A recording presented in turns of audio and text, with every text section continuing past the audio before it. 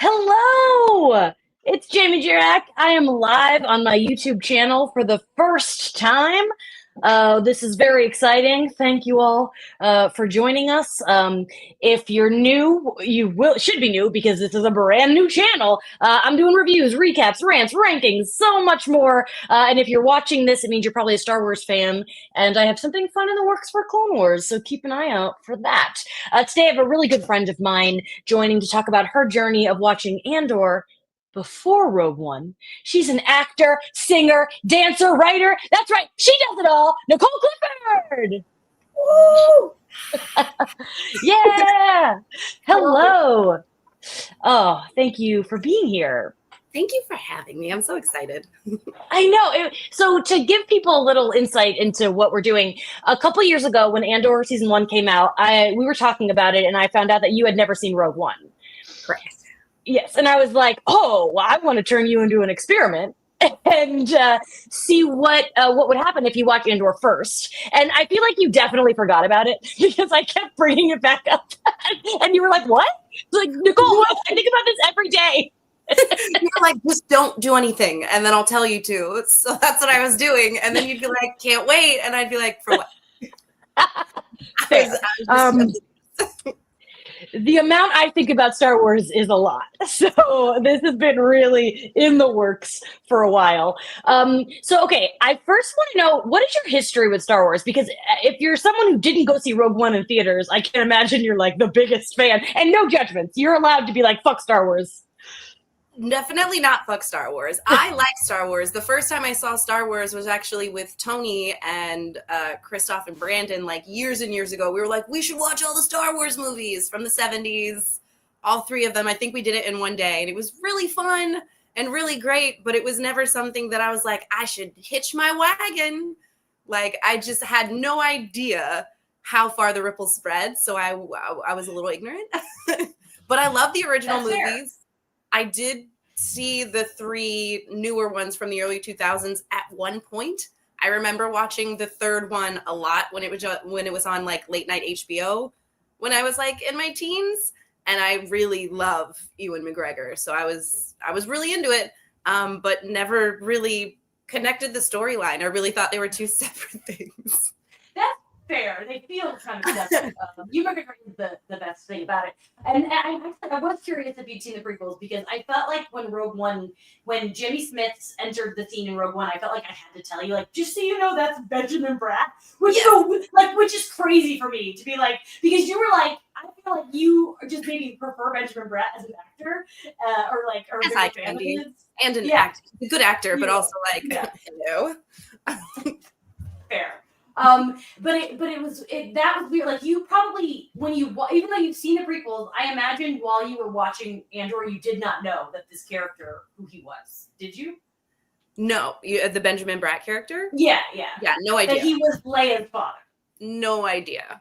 Yeah, and that's interesting, because I'm like, did they make that clear enough? Did they assume everyone has this knowledge? There's a good amount of assumption there, I think, because I don't clock all the names in movies like this because it's so hard, because they're all so unique and things move so fast.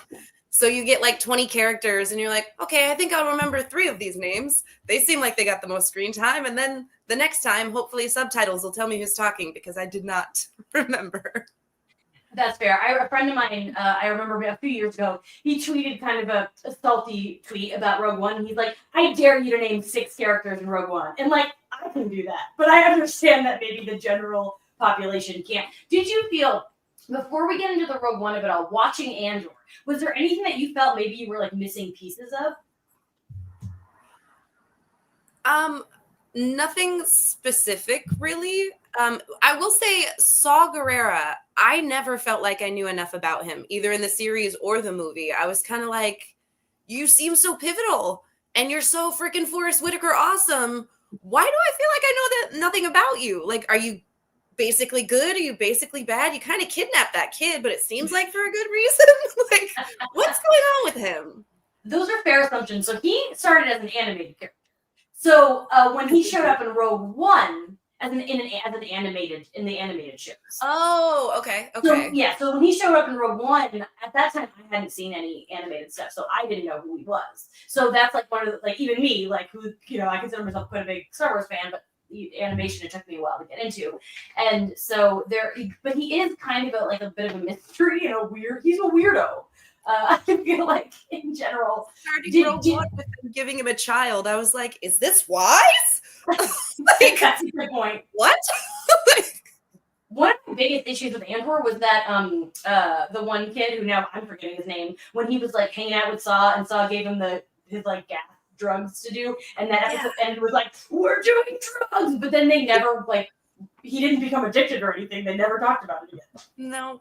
And apparently that was just like a core bonding moment. No further explanation necessary. We got high together. I get it. Yeah. I'll follow you. So okay, I just want to know, like, did you, watching Andor, what were your thoughts on it just as a TV fan? And like, now the Star Wars of it aside, did you like it as a TV show? Okay, so the funny thing about season 1 is it's immaculate and I love it so much. And even when I knew that there was going to be a season 2, because I was about to go right into it, I was like, this is like a perfect thing. Like, this doesn't need anything else to be amazing. And I felt like season 2 was also amazing, but just the rushness was very much felt. There would be like this huge moment happen. I'd be like, oh, I can't wait to see what happens next. And they're like, 1 year later. I'm like, I don't get to see it. Okay. Why?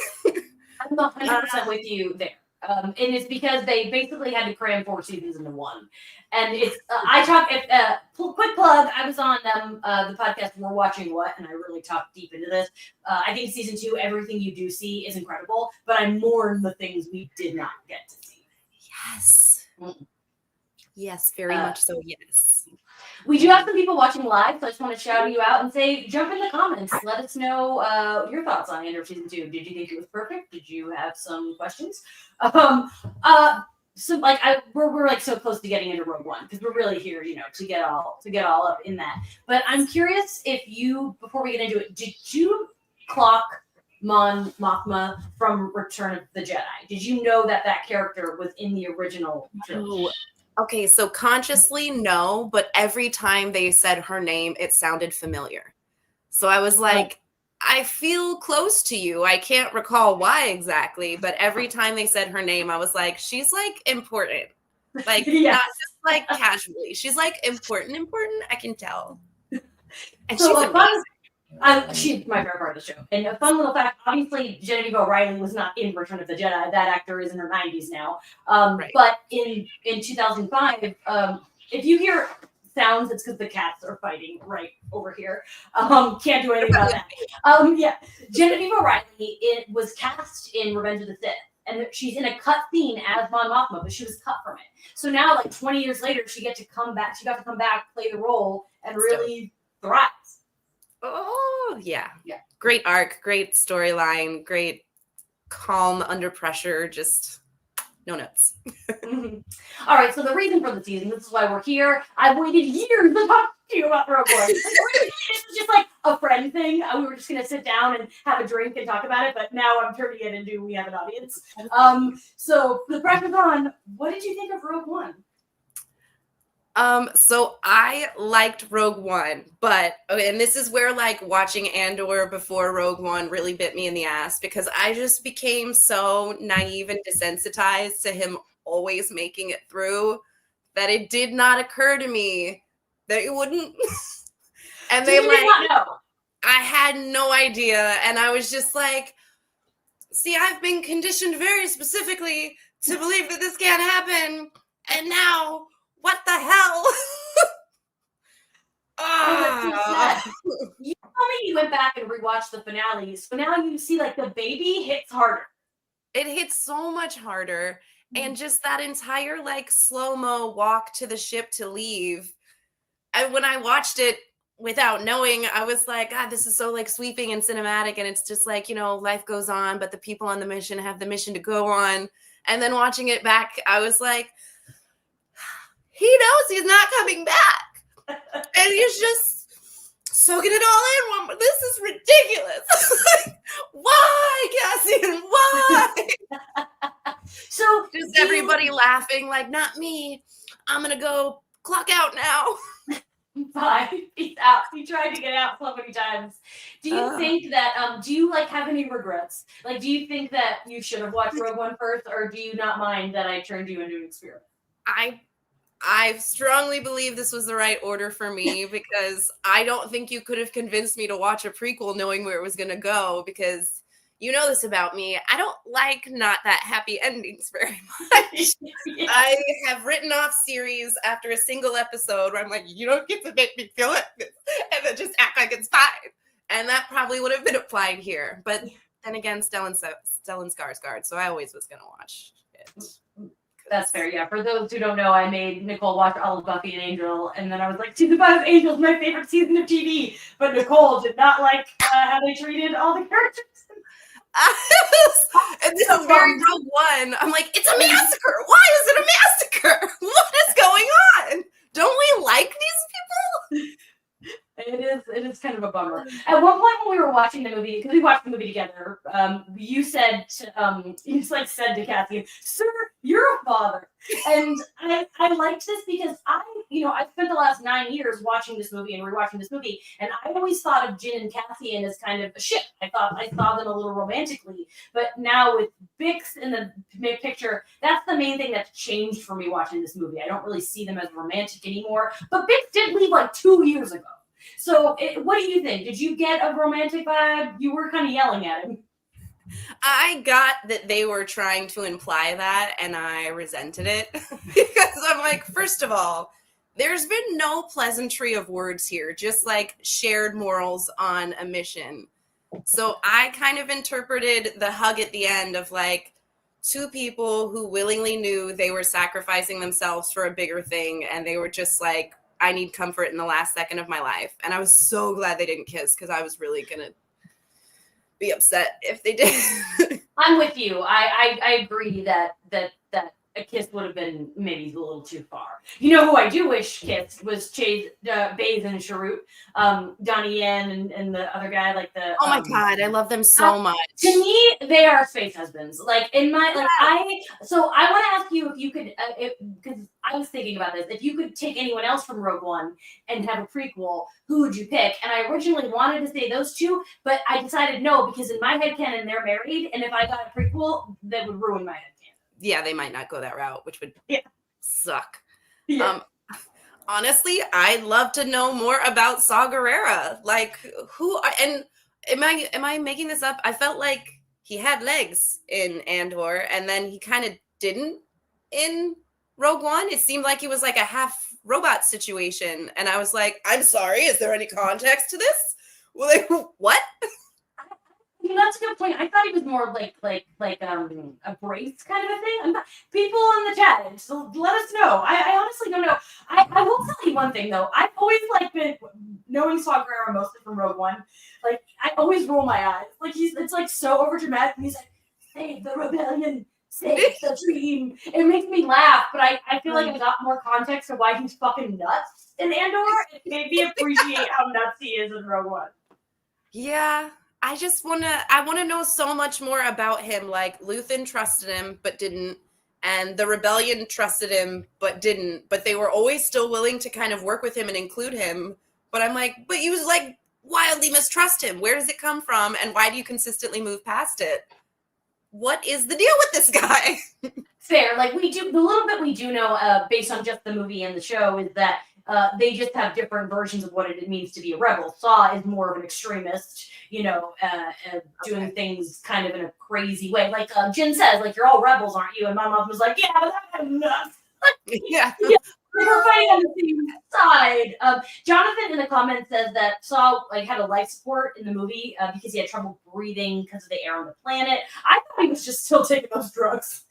Yeah, I didn't make a distinction. Yeah, to be honest, there's a lot of parts in the movie where I had to keep my mouth shut watching with you because I wanted to be like, do you get this?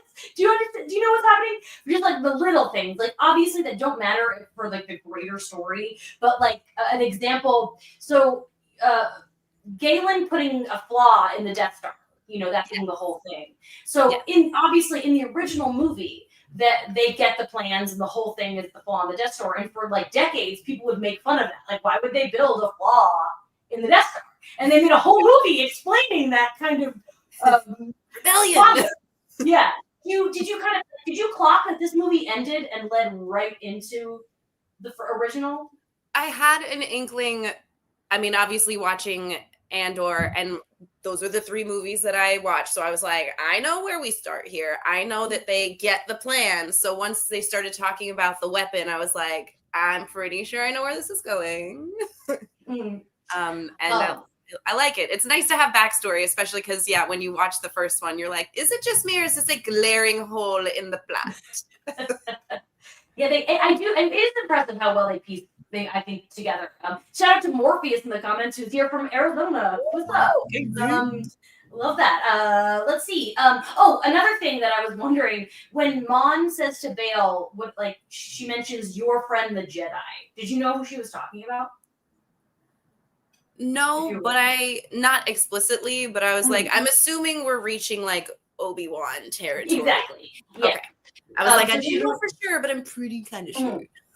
And then she's like, send someone you trust. And Bail says, I trust her with my life. He's talking about his daughter. He's talking about Leia. Yes. So that's little things like that. And then, of course, at this point, we get the C-3PO and R2-D2 cameo.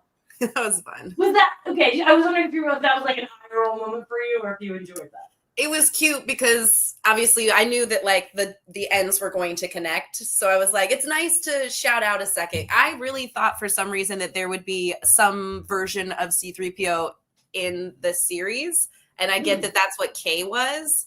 Also, like, R.I.P. K, you're a real one. That sucked.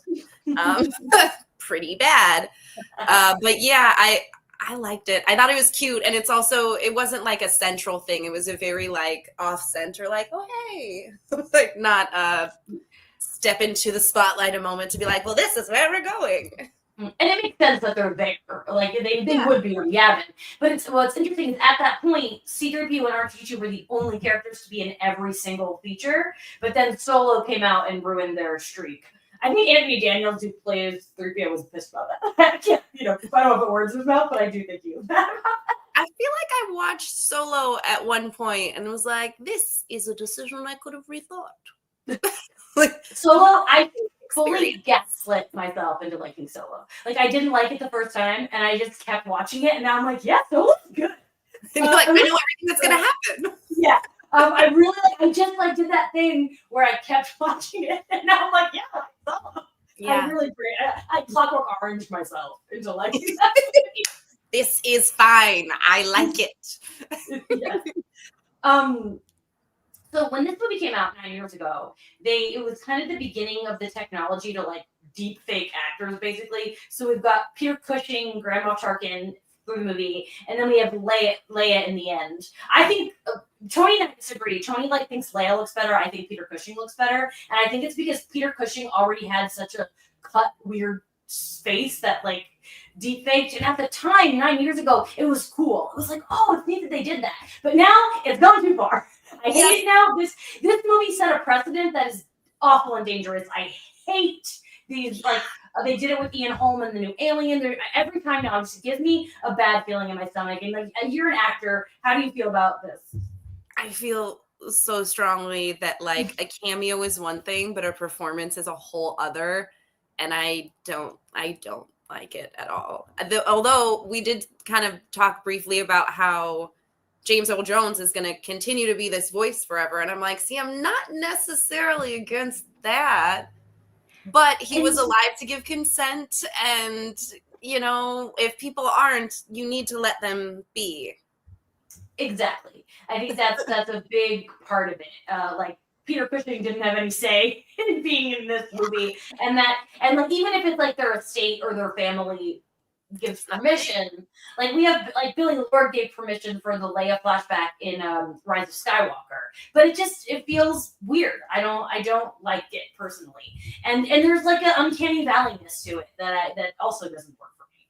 And I don't want to go too hard on this, but it also to me almost feels a little lazy on the story side of things of you can't find a creative way to explain their absence or to give them an official farewell. Like these people not being a part of it can be really interesting ways to push the story in different directions and have people be affected. And that could be really rich to explore. Yeah, I think you're 100% right. Watching Rogue One after Andor, was there anyone from the show that you like expected to see that you didn't, like Bix or anybody? I was definitely holding out for something to do with Bix. And wait, where's my note? I did not write her name down, did I? Mon's cousin. Oh, Vel. Vel. Yeah. I really expected to see her for some reason, but I guess rewatching the finale, I was like, no, I think she was really affected, and she was like, I don't really do this type of stuff anymore. Like, in my headcanon, her and Cleo went off and are now girlfriends. They're literally that's cute. Together. I like that. Oh my God, wait, I wanted to ask you actually, because we were talking about Buffy and how that kind of originated the kill the gays thing. How did you feel when Cinta was chucked away like this?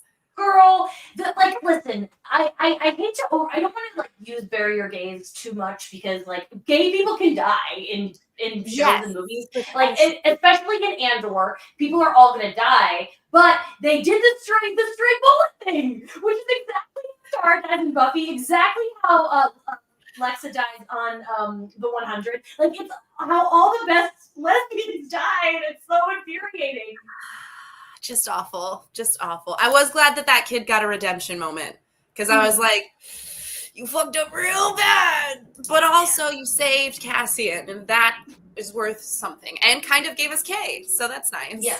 For things like of K2, so like when he wasn't in season 1 of Andor was like such a bummer because K2's like so many people's favorite droid. He's so funny. Alan Tudyk is the best. The moment where he slapped Andor in Rogue One, where I think what he said was improvised, and Diego Luna was laughing in the scene. Like Alan Tudyk's very proud of the fact that he made someone break and it made it into Star Wars. I would be too. But you were introduced to K2 when he was scary. He's fucking scary. When he's killing people. Yeah.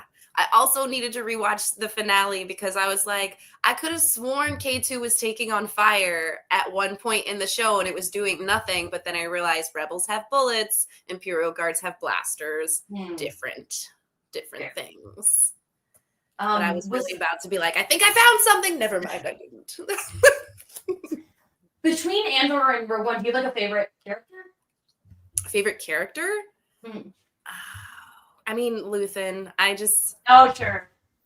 I love Stellan Skarsgård with all my heart and soul. He's fantastic. He's amazing. Dual wigs is not easy. Like dual hairstyles. And just the way I knew he wasn't going to make it. It was just like, you are way too pivotal. You're connected to too many things. If they get you alive, this is the worst case scenario for everyone and everything. I knew he wasn't going to make it alive. But I did not know he was not going to make it out alive in that moment, in that way. And when he dropped down, I was like, fucking gangster! Yeah. Fucking gangster! She had just said, are these real? Oh, I don't know. Death. He's the one character I'm like, he has to die. Because he was not in Rogue One. And that's kind of how you feel watching Rogue One the first time, because it's like, these people seem really important to the rebellion. If they were still alive, we'd probably see these characters in the original series somehow. Yeah, I guess. That's very logical of you, Jamie, to point out. I don't know. I was really like, wow, wouldn't it be cool if all these characters carried on? And then you're like, yeah, but it would have been like one more movie because everyone is highly skilled and highly intelligent and very well connected. So it made sense, but I didn't like that it made sense. I get it. It's fun. It's funny. Like I've watched it so many times that I've become desensitized kind of to how sad it is.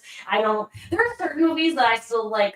Every time I watch the Mustafar scene in Revenge of the Sith, it still gets me, and that's a lot. I watched that movie a lot. In 2025, I've watched it 3 times just this year. But although Rogue One I've now watched twice because I watched it as soon as I finished Andor, and then you came over and were like, "Yeah, I watched it. Let's do it." What Star Wars have you not seen? like it sounds like you've seen all the movies now that you've seen Rogue One. Have you watched any of the other shows? I've watched Boba Fett, but I don't remember that much about it. That's fair. But I remember liking it when I was watching it, and then I was just like, and that's over. And I don't think I've watched all 3 of the like Rise of Skywalker movies with Daisy Ridley. Oh, those ones. I've seen the first wow. one for sure because Oscar Isaacs. But I don't know if I've seen the other 2. Oh, please come over and have a marathon with me. Let's do it. So the second one, Last Jedi, is one of my favorite movies of all time. This is the Last Jedi tattoo. I love that movie. It's also like the most. The discourse around that one is the biggest of any Star Wars movie. But you have good taste, so I know that you'll like it. Now the third one is I would say most people, including Tony, think that one's trash.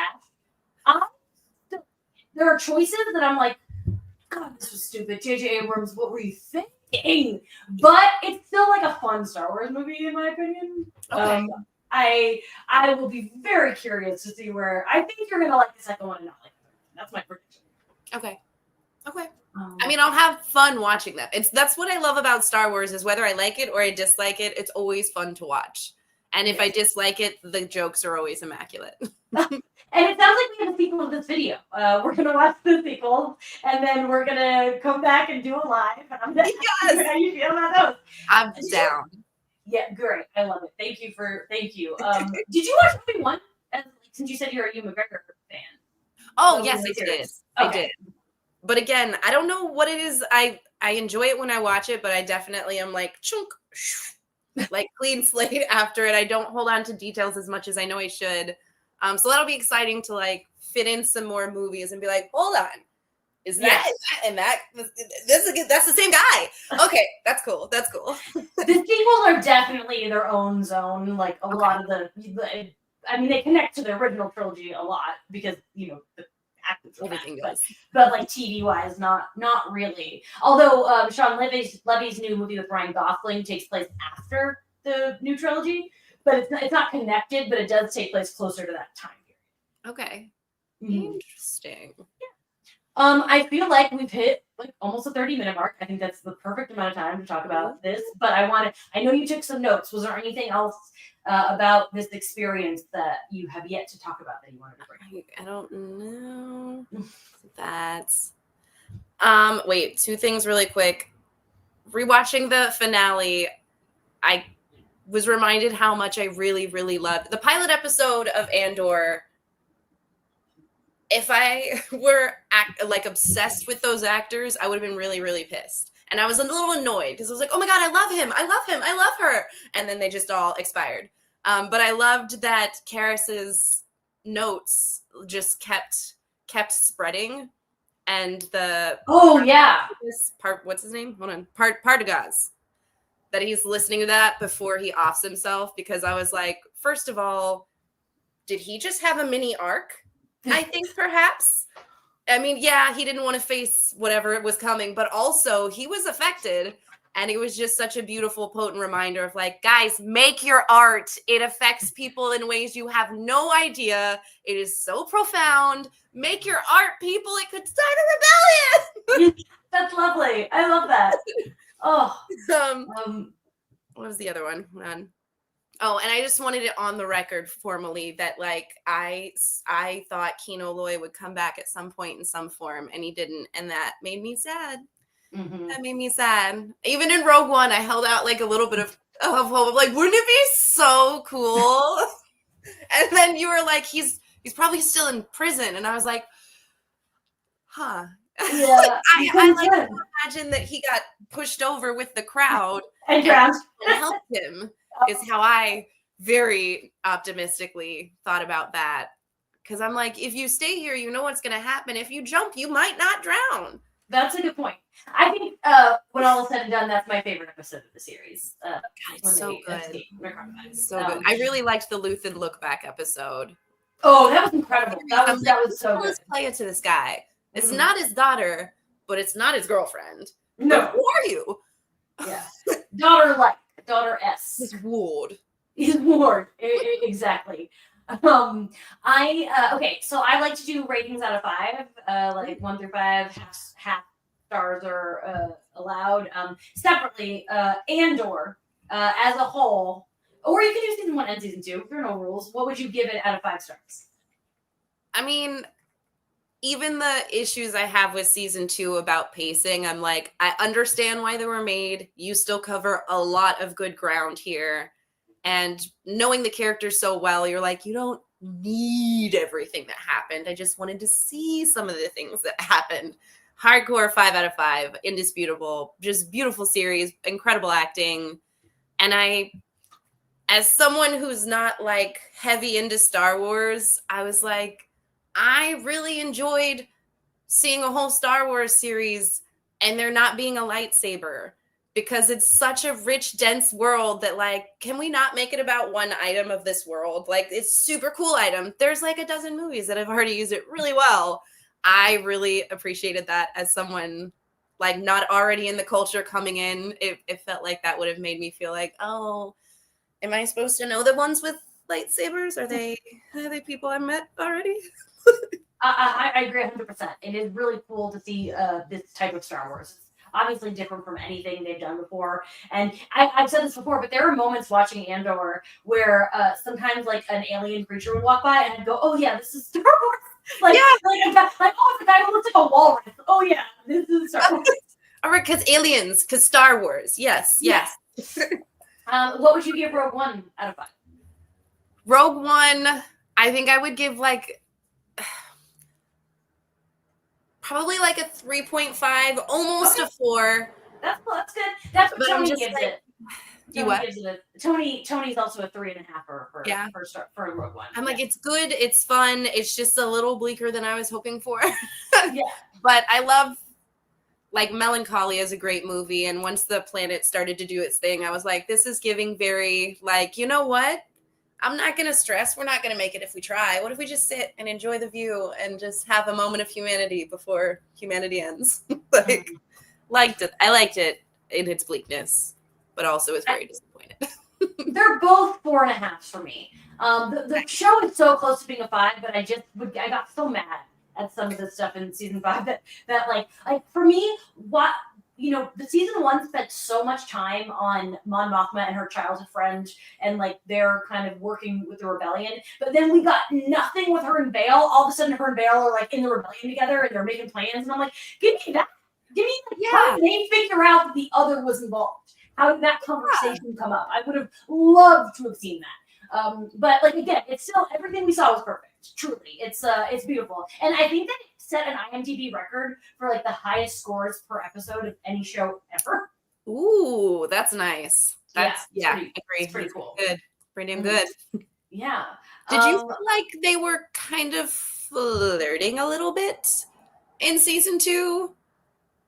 Who? Bale and Bale and Mon. I was like, is there a romance brewing here? No, because Bale has his wife is cool over on Alder. Okay. Like I didn't. Maybe it's just the Benjamin Bratt of it all. I'm like, if your eyes are open, you're flirting, sir. Like, go away. I respect it. I want to thank people who joined us live. It was really nice. We're just doing experiments on this new channel. I dropped a new short today. I gave my top 10 favorite live-action Disney movies. Check that out. This weekend, I'll be dropping a Phoenician Scheme review and a ranking of all the Wes Anderson movies. Find out my favorite Wes Anderson movie. Yeah. Like, subscribe, hit that bell button so you get the notifications when I post something new. Nicole, where can the people find you on the interwebs? I have an Instagram, and it's at Nicole Clifford. Clifford like the big red dog, because I was not creative enough to not use my full name. You get it? Full name users. That's great. My biggest regret is that I made a YouTube account in 2008 that was just at Jamie Jirak that I can't access anymore, and so I've lost my name. I had to. My YouTube channel is at Jamie Jirak Reviews because that was the only option. Kind of bummed about it. Thank you again to everybody. Let's see. Anything else? You know, the drill, Face Hero on Wednesdays, Lido on Sundays. Tell your friends, all that business, and have a great rest of your day. Thank you, Nicole. Bye. Thank you. Bye.